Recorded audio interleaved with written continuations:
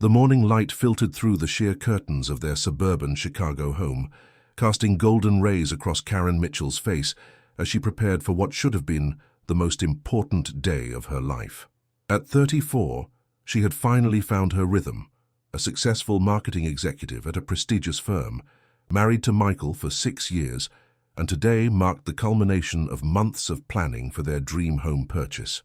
Karen adjusted her navy blazer in the hallway mirror, her reflection showing a woman who had everything together. Her auburn hair was pulled back in a professional chignon, and her green eyes sparkled with anticipation. The closing on their new house in Lincoln Park was scheduled for 10:30, and Michael had promised to meet her at the real estate office after his morning meeting with potential investors for his tech startup.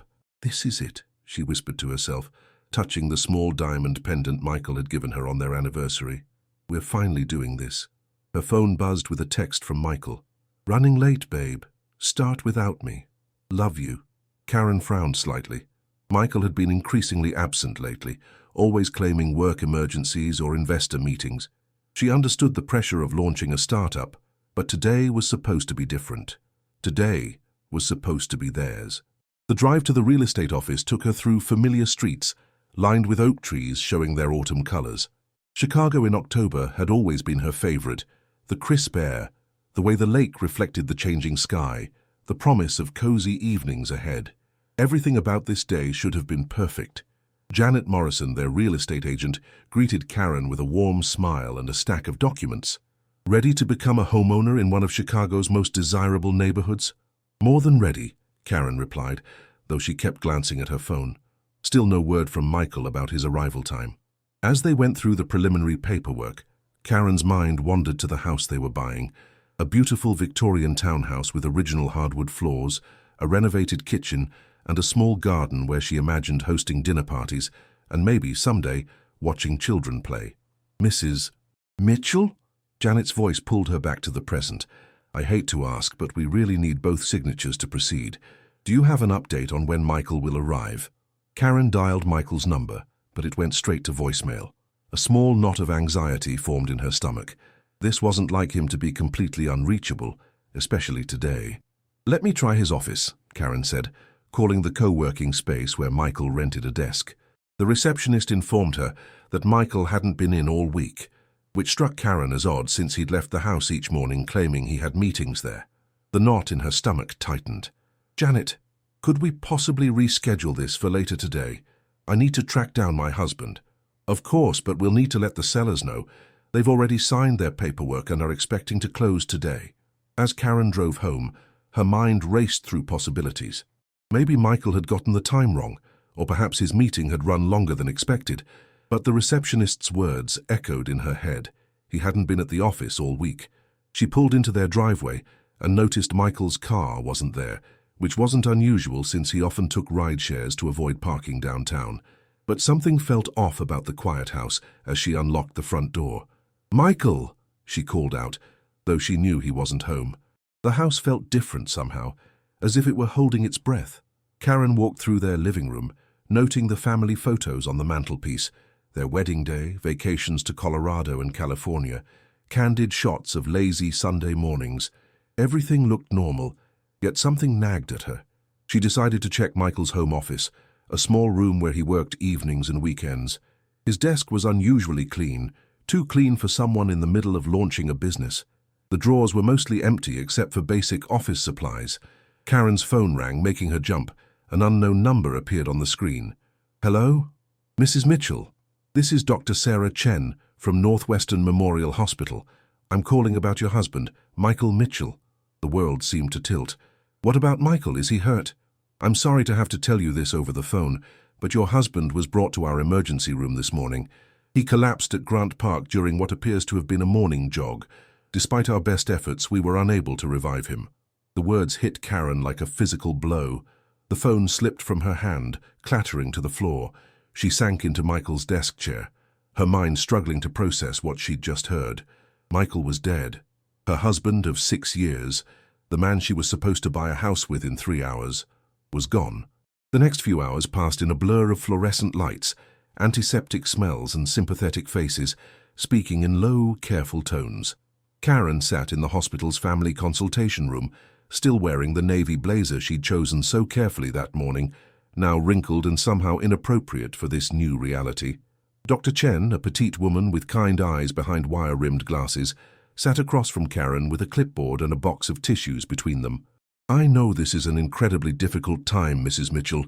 Do you have any questions about what happened?" Karen's voice came out as barely a whisper. "He was jogging. Michael hasn't jogged in years. He always said his knees couldn't handle it. The paramedics found him on the lakefront path near Oak Street Beach. A witness said he appeared to be running when he suddenly collapsed. They called 911 immediately. Nothing made sense. Michael didn't jog. He didn't even like exercise beyond the occasional game of basketball with college friends. And what was he doing in Grant Park when he was supposed to be in a meeting with investors?" "Mrs. Mitchell, I need to discuss some procedures with you," Dr. Chen continued gently.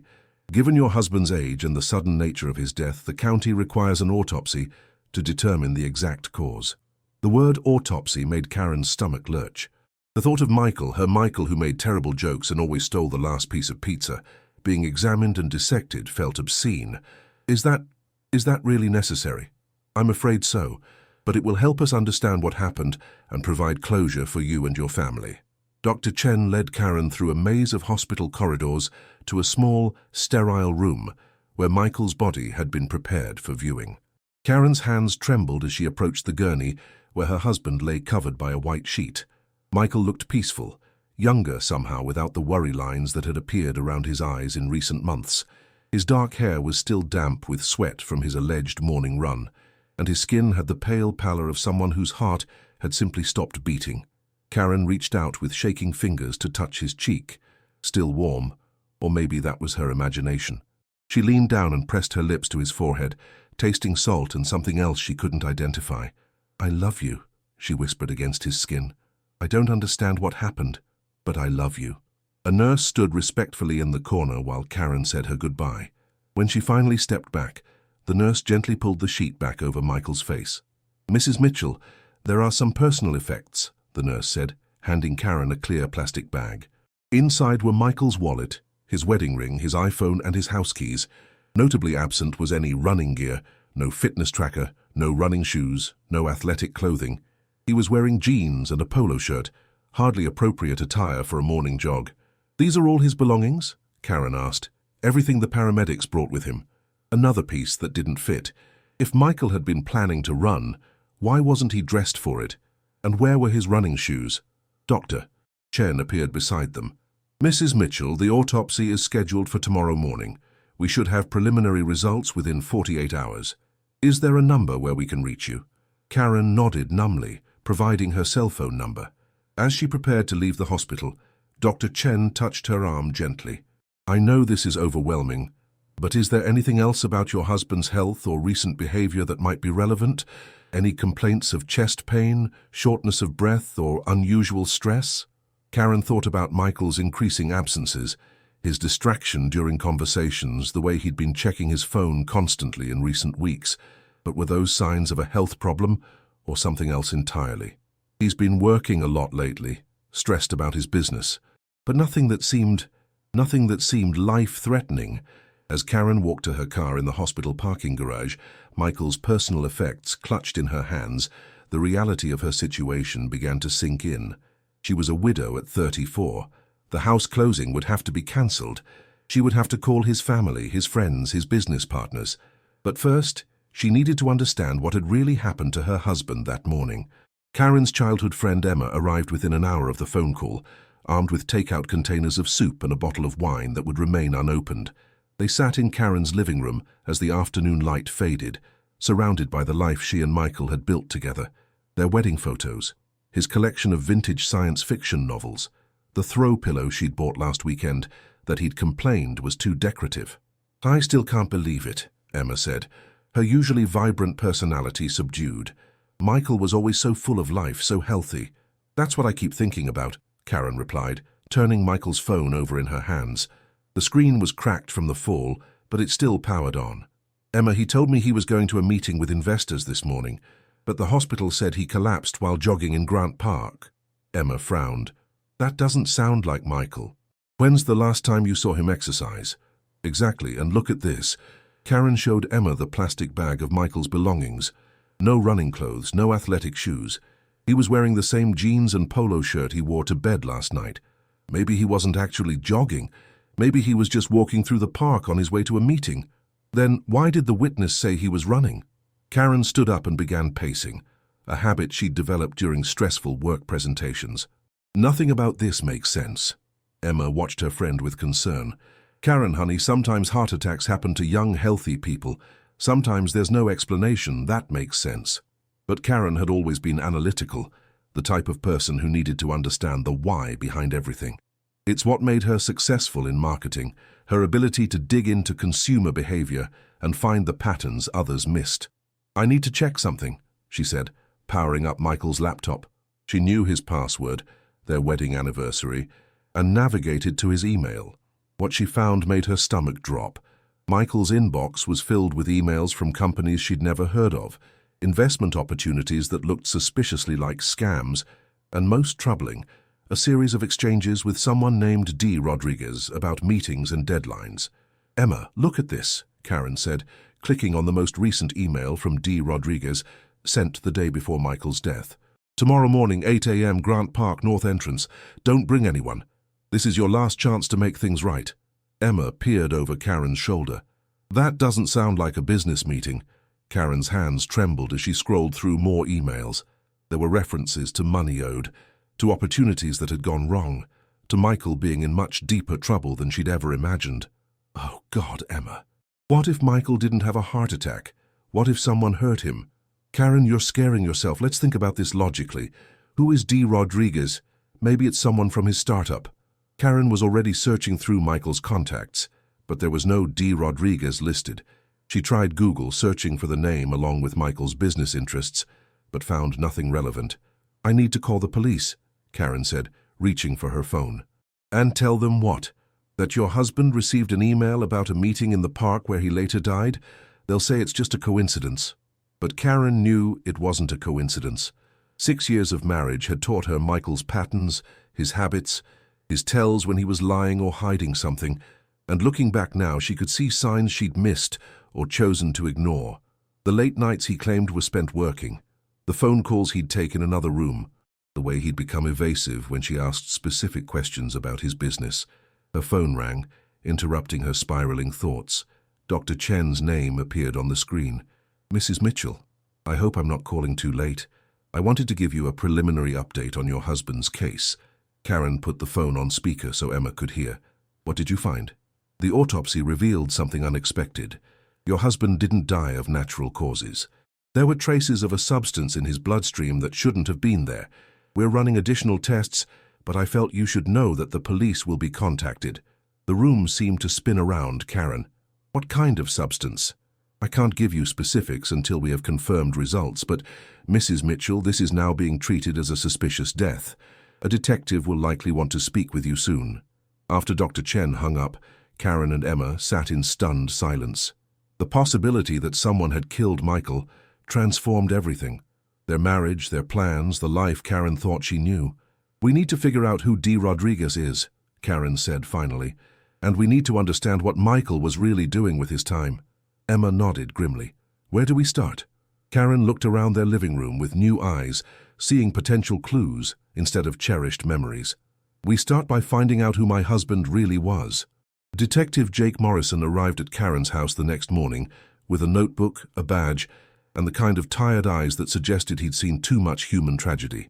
At 45, he had 15 years of experience with the Chicago Police Department's Homicide Division, and he approached Karen's case with the methodical thoroughness that had earned him respect among his colleagues. "Mrs. Mitchell, I'm sorry for your loss," he said, settling into the armchair across from Karen's couch. "I know this is difficult, but I need to ask you some questions about your husband's recent behavior and activities." Karen had spent the night going through Michael's belongings, and she'd prepared a mental list of everything that seemed suspicious or out of character. "Detective, I think my husband was involved in something dangerous. I found emails that suggest he was meeting someone in Grant Park the morning he died." Morrison made notes as Karen showed him the emails from D. Rodriguez, Michael's increasingly erratic schedule, and the discrepancies in his story about where he spent his time. Tell me about your husband's business, Morrison said. What kind of startup was he running? He said it was a tech company focused on data analytics for small businesses, but now I'm not sure any of that was true. Karen's voice cracked slightly.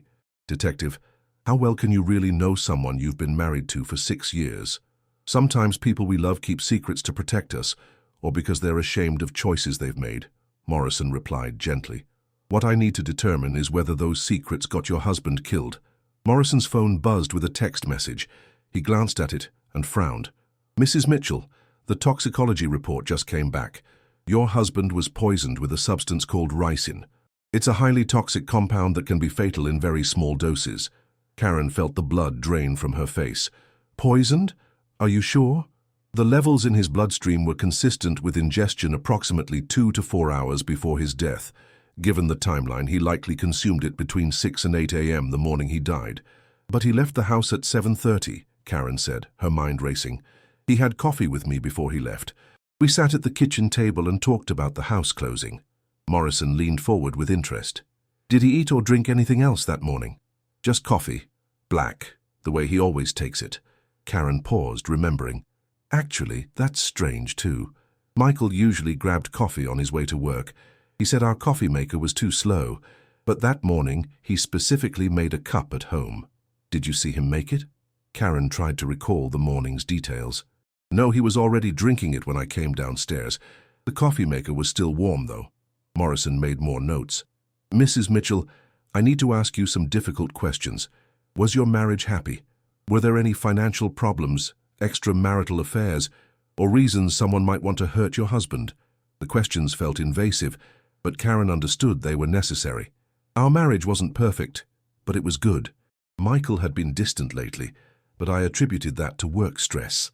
As for money, I thought we were doing fine, but now I'm wondering if he was hiding financial problems from me. What about enemies? Anyone who might have wished him harm? Karen thought about the emails, the mysterious D. Rodriguez, the meetings Michael claimed to attend, but that never seemed to exist. I don't know, Detective. It seems like there was a whole side of Michael's life I knew nothing about. Morrison's phone rang and he answered it with a brief, Morrison here. After a short conversation, he hung up and looked at Karen with renewed interest. Mrs. Mitchell, that was our tech division. They've been analyzing your husband's phone and computer. It appears he'd been involved in some kind of investment scheme that went wrong. Several people lost significant amounts of money, and there were threats made against him. Karen's world tilted further off its axis. What kind of investment scheme? We're still piecing it together, but it looks like your husband was promising investors high returns on cryptocurrency ventures that didn't exist. Some people lost their life savings. The revelation hit Karen like a physical blow. Michael, her Michael, who complained about people who didn't tip well at restaurants, who donated to animal charities, who cried during sentimental movies, had been running investment scams. How much money are we talking about? Preliminary estimates suggest around $200,000, possibly more. Karen sank back into the couch cushions. Detective, I had no idea. I swear to you, I had no idea my husband was involved in anything like this. Morrison studied her face with the practiced eye of someone who'd interviewed hundreds of grieving spouses. Mrs. Mitchell, I believe you. But I need you to think carefully about anything your husband might have said or done recently that could help us identify who killed him. As Morrison prepared to leave, he handed Karen his business card. If you think of anything else, call me immediately. And Mrs. Mitchell, be careful. If your husband owed money to dangerous people, they might not know he's dead yet. After the detective left, Karen sat alone in her living room, surrounded by the remnants of a life she was beginning to realize had been built on lies. Outside, Chicago continued its normal rhythm. People going to work, children walking to school, the familiar sounds of urban life. But inside her house, everything had changed. Michael was dead, and someone had killed him. The man she'd married, the man she'd planned to buy a house with that very morning, had been living a double life that had ultimately cost him everything. Karen spent the rest of the day systematically going through every document, every email, every scrap of paper that might provide clues about Michael's secret life. What she discovered painted a picture of a man desperately trying to maintain appearances while his world crumbled around him. Bank statements showed cash withdrawals totaling nearly $50,000 over the past 6 months, money that had come from their joint savings account, the fund they'd been building for the house down payment. Michael had been systematically draining their shared finances without her knowledge. Emma returned that evening with Chinese takeout and moral support. Any luck finding more information about D. Rodriguez? I think I found something, Karen said, showing Emma a business card tucked inside one of Michael's old wallets. Daniel Rodriguez, private investment counselor. The address is in Lincoln Park. That's not far from here. Should we call Detective Morrison? Karen stared at the business card, turning it over in her hands. Not yet. I want to understand what we're dealing with first. Emma looked concerned. Karen, if this man killed Michael, then he's not going to confess to a random phone call from Michael's widow. But maybe I can learn something about what Michael owed him, or why he felt the need to kill him. Against Emma's advice, Karen decided to visit Daniel Rodriguez's office the next morning. She dressed professionally, as if she were going to a business meeting rather than potentially confronting her husband's killer. The address led to a small office building in an upscale part of Lincoln Park. Daniel Rodriguez's office was on the 3rd floor, with his name printed on a modest placard beside the door. Karen took a deep breath and knocked. "Come in," came a voice from inside. Daniel Rodriguez was not what Karen had expected. He was a well-dressed man in his 50s, with graying hair and the kind of polished appearance that suggested success and respectability. His office was tastefully decorated with certificates and awards, and he stood to greet Karen with a professional smile. "How can I help you today?" "Mr. Rodriguez, my name is Karen Mitchell. I believe you knew my husband, Michael." The change in Rodriguez's expression was immediate and telling. The polished smile disappeared, replaced by something harder and more calculating. "Mrs. Mitchell, I'm very sorry for your loss. Please sit down." Karen remained standing. "You met with Michael in Grant Park the morning he died." Rodriguez returned to his chair, his movements careful and controlled. "Michael was a client of mine, yes. We had scheduled a meeting to discuss his investment portfolio." "His investment portfolio, or the money he stole from your other clients?" Rodriguez's eyes narrowed. "Mrs. Mitchell, I think there may be some misunderstanding about your husband's business activities. The police know about the investment scheme, Mr. Rodriguez. They know Michael took money from people and couldn't pay it back. What I want to know is why you killed him." "Mrs. Mitchell, I think you should leave."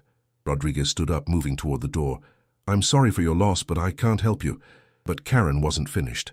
"How much did Michael owe you? How much was worth killing someone over?" Rodriguez stopped moving and turned back to face her. For a moment, his carefully controlled facade cracked, and Karen saw something dangerous underneath. "Your husband was a thief and a liar, Mrs. Mitchell, but I didn't kill him. There were others who had more reason to want him dead than I did." "What others?" Rodriguez seemed to weigh his options before responding. "Michael wasn't just running one scheme. He was taking money from multiple sources, promising different returns to different people. Some of those people don't solve their problems through legal channels." Karen felt a chill run down her spine. "Are you saying there were others who wanted him dead?" "I'm saying your husband made enemies of some very dangerous people. If you're smart, you'll let the police handle this and stay out of it." As Karen left Rodriguez's office, her mind raced with new possibilities. If Michael had been involved with multiple criminal enterprises, the list of people who might have wanted him dead could be extensive. Her phone rang as she reached her car. Detective Morrison's name appeared on the screen. "Mrs. Mitchell, where are you right now?" I'm running some errands. Why?" "We need to talk. Someone broke into your house this morning while you were out. Your neighbor called it in." Karen's blood ran cold. "Was anything taken?" "That's what we need to determine. How quickly can you get home?" As Karen drove back through Chicago's familiar streets, she realized that Michael's death might not be the end of this story. It might just be the beginning. Someone had been searching her house, looking for something they believed Michael had hidden there, and whoever it was might not be finished with the Mitchell family yet. Karen's house looked violated. Police officers moved through her living room, photographing overturned furniture and scattered papers. Detective Morrison met her at the front door, his expression grim. "They were looking for something specific," he said, leading Karen through the chaos. "This wasn't random vandalism. Whoever did this knew exactly what they wanted." Karen surveyed the damage with growing horror. Couch cushions had been slashed open, drawers pulled from their tracks. Even her collection of cookbooks had been scattered across the kitchen floor. But it was Michael's home office that had received the most attention. His desk had been completely emptied, filing cabinets overturned, and even the walls had been examined for hidden compartments. What could they have been looking for? Karen asked, though she suspected she already knew the answer. Money, most likely, or evidence of where money might be hidden. Morrison handed her a plastic evidence bag containing fragments of paper. We found these in your fireplace. Someone tried to burn documents but didn't do a very thorough job. Karen examined the charred fragments. She could make out parts of what looked like bank account numbers and names she didn't recognize. Detective, I need to tell you something. I went to see Daniel Rodriguez this morning. Morrison's expression hardened. Mrs. Mitchell, I specifically told you to let us handle this investigation. I know, but I needed answers, and Rodriguez told me something important. Michael wasn't just running one investment scam. He was involved with multiple criminal enterprises, with dangerous people. What exactly did Rodriguez say? Karen recounted her conversation with the investment counselor, including his warning about people who didn't solve their problems through legal channels. Morrison made notes as she spoke. Mrs. Mitchell, you can't go confronting potential suspects on your own. These people have already killed once. But don't you see? Whoever broke into my house is still looking for something, which means Michael hid money or evidence somewhere and they don't know where it is. As they spoke, Karen's attention was drawn to a police officer examining her bedroom. Something about the way he was looking at the space made her think of Michael's odd behavior in recent weeks. Detective, can I check something? She led Morrison to their bedroom and went directly to Michael's side of the bed. The nightstand drawer had been emptied by the intruders, but Karen knelt down and felt along the underside of the drawer. Her fingers found what she was looking for, a small envelope taped to the bottom of the drawer. Michael always was clever about hiding things, she murmured, carefully removing the envelope. Inside were a safety deposit box key and a handwritten note in Michael's familiar script. If you're reading this, something has happened to me. The key is for box 347 at First National Bank on State Street. Karen, I'm sorry for everything. I never wanted you to get hurt. M. Morrison examined the key and note. Mrs. Mitchell, we need to get to that bank immediately. The safety deposit box at First National Bank contained documents that painted a complete picture of Michael's criminal activities. There were records of multiple investment schemes, lists of victims and amounts stolen, and most damning evidence of his involvement with a money laundering operation connected to organized crime. Jesus, Morrison muttered, flipping through the documents. Your husband was in deep with some very bad people. Among the papers was a letter addressed to Karen, sealed but not sent. With shaking hands, she opened it and read Michael's final confession. Karen, if you're reading this, then my worst fears have come true. I got involved with people I should have stayed away from, and I couldn't find a way out. I took money from investors, promising them returns I couldn't deliver. When that failed, I got desperate and agreed to help launder money for a criminal organization. They're called the Torino family, and they don't forgive debts. I owe them $300,000, and I don't have it. I tried to disappear, to start over somewhere else, but they found me. I'm sorry I lied to you. I'm sorry I put you in danger. If something happens to me, take this evidence to the police and get as far away from Chicago as possible. They might come for you next. I love you more than you'll ever know. Michael. Karen's hands trembled as she finished reading. Michael hadn't just been running investment scams. He'd been involved with organized crime, and his death was the result of debts he couldn't pay. Mrs. Mitchell, we need to get you somewhere safe, Morrison said urgently. If the Torino family thinks you have access to their money, you're in immediate danger. As they left the bank, Karen realized that her life as she knew it was over. Michael's choices had not only cost him his life, but had also put her directly in the crosshairs of people who killed without hesitation. The woman who had woken up 3 days ago expecting to buy a house with her husband was now a widow on the run from organized crime, carrying evidence that could destroy a criminal empire if she lived long enough to use it. Safe house protocol meant Karen found herself in a nondescript apartment on Chicago's South Side, protected by 2 federal marshals, while Detective Morrison coordinated with the FBI's Organized Crime Task Force. The transition from suburban homeowner to protected witness had happened so quickly that Karen felt like she was living someone else's life. Agent Sarah Williams from the FBI's Chicago field office arrived that evening with a thick file and the kind of serious expression that meant Karen's situation was worse than she'd imagined. Mrs. Mitchell, the evidence your husband collected is incredibly valuable to our ongoing investigation of the Torino organization, Agent Williams said, settling into the small apartment's single chair. but it also makes you an extremely high-priority target.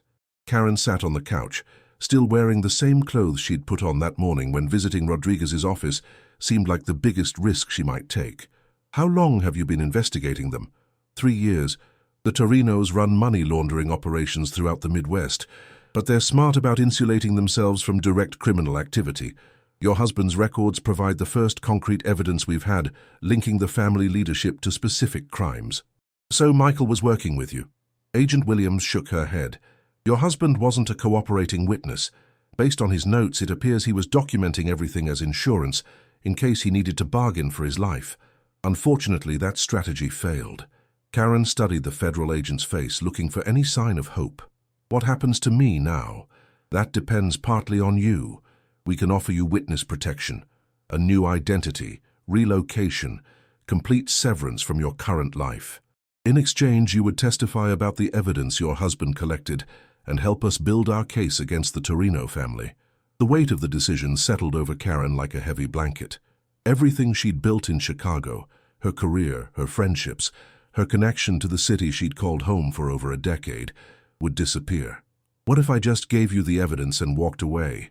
What if I moved somewhere else on my own? Agent Williams's expression was sympathetic but firm. Mrs. Mitchell, the Torino family has resources and connections across the country. If you're not under federal protection, they will find you. And when they do, they'll kill you. Before Karen could respond, Detective Morrison's phone buzzed with an urgent message. His face darkened as he read it. "What is it?" Agent Williams asked. "Daniel Rodriguez was found dead in his office an hour ago, single gunshot to the head, professional execution style." Karen felt the last of her illusions about returning to normal life evaporate. Rodriguez had been killed because of his connection to Michael, which meant the Torino family was systematically eliminating anyone who might pose a threat. "They're cleaning house," Agent Williams said grimly. "Mrs. Mitchell, we need your decision tonight. Every hour you delay increases the risk that they'll find you." As Karen weighed her options, she thought about Michael's final letter, his plea for her to get as far away from Chicago as possible. He'd died trying to protect evidence that could bring down the people who killed him, and now that responsibility had fallen to her. "If I testify, if I help you build your case, what guarantee do I have that you can actually convict them? With your husband's evidence and your testimony, we estimate a 90% chance of successful prosecution for the key players in the organization." Karen stood up and walked to the apartment's single window, looking out at the Chicago skyline she'd loved for so many years. Somewhere in that sprawl of lights and buildings, dangerous people were searching for her, ready to kill her for information her dead husband had collected. "Agent Williams, there's something I need to know first. My husband's letter mentioned that he owed the Torino family $300,000, but from what I can tell, he only took about $200,000 from his investment scam victims. Where did the extra $100,000 come from?" Agent Williams consulted her files. "So according to the documents from the safety deposit box, your husband was skimming money from the laundering operation itself. He was essentially stealing from the Torino family while helping them clean their money." The revelation added another layer to Michael's betrayal. He hadn't just defrauded innocent investors, he'd also stolen from organized criminals, a decision that had sealed his death warrant. "Mrs. Mitchell, I need an answer," Agent Williams pressed. "Will you accept witness protection and help us prosecute the Torino family?" Karen closed her eyes and thought about the woman she'd been just 3 days ago, excited about buying a house and planning a future with a man she thought she knew. That woman was gone forever, killed as surely as Michael had been killed in Grant Park. When she opened her eyes, she had made her decision. "Yes, I'll testify, but I want to know everything about what my husband did and who he did it with. If I'm going to destroy my life to get justice for Michael, I want to understand exactly what he died for." Agent Williams nodded approvingly. "We'll start first thing tomorrow morning. By the end of the week, Karen Mitchell will cease to exist, and you'll begin a new life under federal protection." As Karen prepared for her last night as herself, she realized that Michael's death had set in motion a chain of events that would ultimately destroy not just the Torino crime family, but also any chance she had of returning to the life she'd built in Chicago. Tomorrow, the real hunt would begin. The federal courthouse in downtown Chicago buzzed with activity as Karen prepared to give the testimony that would reshape her life forever. 6 months had passed since Michael's death, 6 months of depositions, evidence review, and living under assumed names in safe houses across 3 different states. Karen had learned to answer to Jennifer Walsh, her witness protection identity, but she still thought of herself as Karen Mitchell, the woman whose husband's crimes had led to this moment. The lead prosecutor, Assistant U.S. Attorney David Chen, had prepared her extensively for this day. "Remember, Mrs. Mitchell, the defense will try to make you seem unreliable, like you must have known about your husband's activities," Chen said, as they reviewed her testimony one final time. "Stay focused on the facts, and don't let them provoke you into emotional responses." Through the courthouse window, Karen could see federal agents positioned on rooftops and streets, the visible signs of the massive security operation surrounding the trial. Vincent Torino, the family patriarch, sat at the defense table with his team of expensive lawyers, occasionally glancing in Karen's direction with cold, calculating eyes. As Karen took the witness stand, she felt the weight of everything that had brought her to this moment. Michael's lies, his death, the destruction of her former life, all of it culminated in this sterile courtroom where justice would finally be served. "Mrs. Mitchell, please tell the court how you discovered your husband's involvement with the defendants' organization," Prosecutor Chen began. Karen's voice was steady as she recounted the events following Michael's death, the emails from D. Rodriguez, the safety deposit box, the evidence that revealed the scope of Michael's criminal activities. She explained how Michael had documented his dealings with the Torino family, creating the very evidence that now threatened to destroy them. When she described finding Michael's final letter, several jurors leaned forward with interest. Karen read portions of the letter aloud, including Michael's admission of his involvement with money laundering and his debt to the Torino organization. "Mrs. Mitchell, did your husband ever mention feeling threatened by the defendants?" "Yes. In his final weeks, Michael was increasingly paranoid. He would check the locks multiple times, look over his shoulder when we were out together, and he started talking about moving to another city." The defense attorney, a sharp-dressed woman named Margaret Foster, approached her with skeptical questions designed to undermine her credibility. "Mrs. Mitchell, isn't it true that you lived quite comfortably on money your husband stole from innocent investors?" Karen had prepared for this attack. "I believe the money in our accounts came from Michael's legitimate business activities. I had no knowledge of his criminal behavior." "Come now, Mrs. Mitchell. Are you asking this jury to believe that a wife wouldn't notice her husband stealing hundreds of thousands of dollars?" "I'm asking the jury to consider that some people are very good at lying to those who trust them," Karen replied, her voice carrying the pain of that betrayal.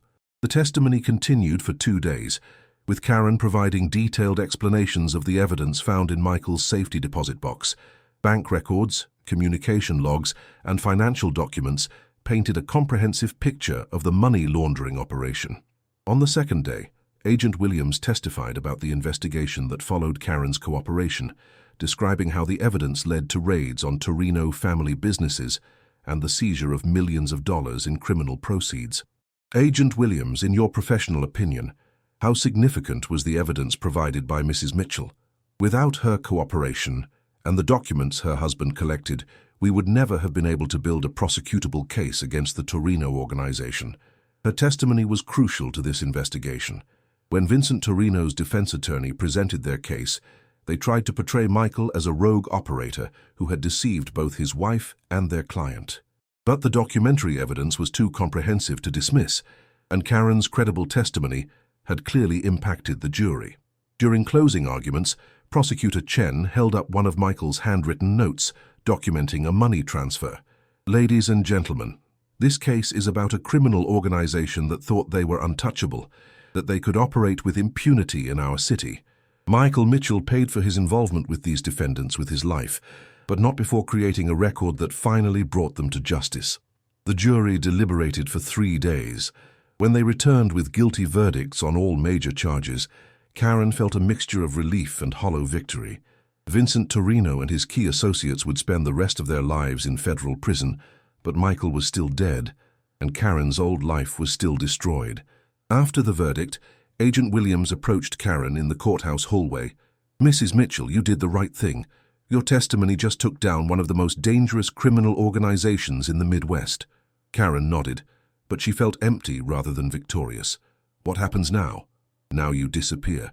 Jennifer Walsh gets to start a new life somewhere far from Chicago with a new career and complete federal protection. As Karen left the courthouse for the final time, she realized that while justice had been served, the cost had been enormous. Michael's choices had not only killed him, but had also destroyed the woman she used to be.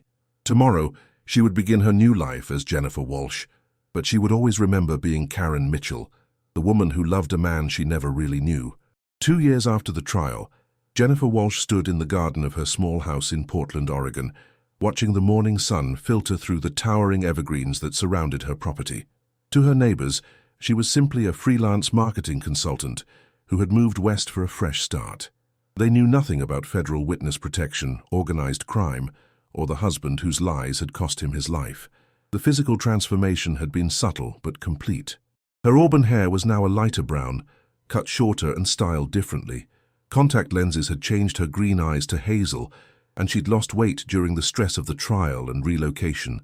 Sometimes she barely recognized herself in mirrors, which was exactly the point. Her phone rang, displaying a number she'd memorized but rarely called.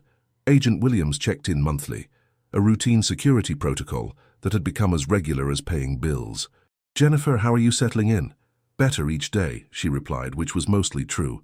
The nightmares had become less frequent, and she'd started to build a cautious social life in Portland's friendly but respectful community. "Any concerns? Anyone asking questions they shouldn't be asking?" "Nothing unusual. My neighbors think I'm recovering from a bad divorce, which isn't entirely untrue." Agent Williams had become something like a friend over the past 2 years, the one person who knew the complete truth about Jennifer's past. "I have some news that might interest you. Vincent Torino died in federal prison last week. Heart attack. With him gone, the threat level to you has decreased significantly." Jennifer felt a complex mix of emotions at the news. Relief, certainly, but also a strange sadness. Torino's death marked the final chapter of a story that had defined her life for so long. "Does this change anything about my protection status?" "Not immediately, but it's a positive development. The remaining family members are either in prison or have disbanded. You're safer now than you've been since this whole thing started." After ending the call, Jennifer walked through her small house, noting how different it was from the Chicago home she'd shared with Michael. This place was deliberately modest, decorated with furniture she'd chosen herself, rather than pieces that carried memories of a shared life. The doorbell rang, and Jennifer found her neighbor Eleanor standing on the porch with a plate of homemade cookies and a warm smile. "I was baking for my grandchildren and made too many," Elena said. "Thought you might enjoy some." Elena was in her 70s, a retired teacher who had taken Jennifer under her wing when she'd moved to Portland. She represented the kind of uncomplicated friendship Jennifer had never thought she'd experience again. "Would you like some coffee to go with them?" Jennifer offered. As they sat in Jennifer's small kitchen, Eleanor chatted about neighborhood news and her grandchildren's school activities. The normalcy of the conversation felt precious to Jennifer, a reminder of the simple life she was building. "Jennifer, I hope you don't mind me saying this, but you seem much more relaxed lately," Elena observed. "When you first moved here, you always looked like you were waiting for bad news." Jennifer considered how to respond. "I went through some difficult times before moving here. It's taken a while to feel settled." "Well, whatever it was, you're clearly putting it behind you. I'm glad to see you making friends, getting involved in the community." After Eleanor left, Jennifer reflected on how much her life had changed. She'd started volunteering at a local literacy program, something she'd never had time for during her high-pressure marketing career in Chicago. The work felt meaningful in a way her corporate job never had. Her laptop chimed with an email from a potential new client, a small sustainable clothing company that needed help with their marketing strategy. Jennifer had built a modest but growing freelance business, deliberately choosing clients whose values aligned with the person she was becoming rather than the person she'd been. As evening approached, Jennifer prepared dinner while listening to a podcast about urban gardening. She'd discovered a love for growing her own vegetables, finding peace in the simple act of nurturing plants from seed to harvest. Her phone buzzed with a text from David, a fellow volunteer at the literacy center who had become a close friend over the past 6 months. "Farmer's market tomorrow. I heard there's a new vendor with amazing honey." Jennifer smiled as she typed back her acceptance. David was kind, patient, and asked no probing questions about her past. Their friendship was developing slowly, built on shared interests and easy conversation, rather than the intense, complicated relationship she'd had with Michael. As she prepared for bed, Jennifer looked at the framed photo on her nightstand, not of Michael but of the sunset view from her back garden. It represented her new life, her chosen life, free from the secrets and lies that had defined her marriage. She still missed the woman she'd been before Michael's death, but she was learning to appreciate the woman she was becoming. Jennifer Walsh was cautious but not afraid, independent but not isolated. She'd built a life based on truth rather than deception, simple pleasures rather than ambitious plans. The next morning brought rain, the gentle Pacific Northwest drizzle that Jennifer had grown to love. As she prepared to meet David at the farmer's market, she realized she was looking forward to the day ahead without the undercurrent of anxiety that had shadowed her life for so long. Vincent Torino was dead, Michael's debts had died with him, and Karen Mitchell's dangerous secrets had been buried with federal witness protection. Jennifer Walsh was free to live whatever life she chose to build. Walking through the farmer's market with David, sampling honey and selecting fresh vegetables for the week ahead, Jennifer felt something she hadn't experienced in years: genuine contentment. The price of her safety had been enormous, but she'd paid it and survived. As they stood together under David's umbrella, laughing about his attempt to negotiate with a vendor in broken Spanish, Jennifer realized that happiness could be rebuilt, even after everything had been destroyed. It looked different than she'd expected, quieter and more careful, but it was real and it was hers. The woman who had kissed her husband's body before the autopsy was gone forever, but the woman who remained had learned that sometimes the end of one story could become the beginning of something better.